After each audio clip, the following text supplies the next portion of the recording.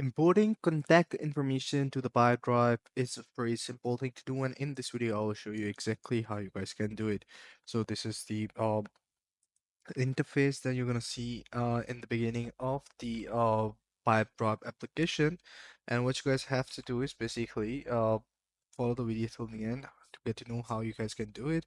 And if you're new to the channel, don't forget to like the video, subscribe to our channel, hit the bell icon so you won't miss any future updates. So now what you guys have to do is go to the left hand side and you will see three dots over here. Simply go ahead and click on that and you will see a option to import data.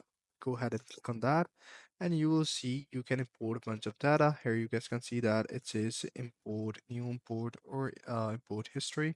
So simply go ahead and upload a Excel sheet where you have added the contact data. So you can simply upload those contacts into the Pipedrive. So this is that simple. So what you guys have to do is to create a Excel sheet in order to upload the contacts. So so the other thing is what you guys can do is go to the lead one, and in the lead one go to the add button, and in the quick add you can add a person right here, and here you just need to add the name, organization, phone number, email, and the honor, labels, and all this stuff in the contact will be added, and you can specify which group you want to add that person into.